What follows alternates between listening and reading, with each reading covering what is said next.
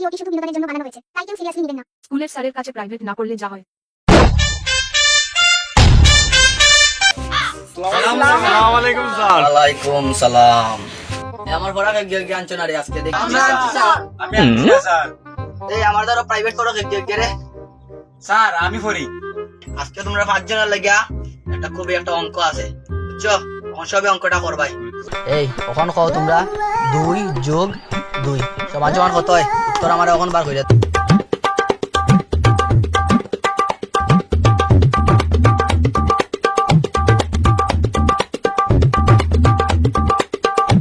এই উত্তর শেষ নি রে, কতবার হইছে? 2 যোগ 2 সমান 4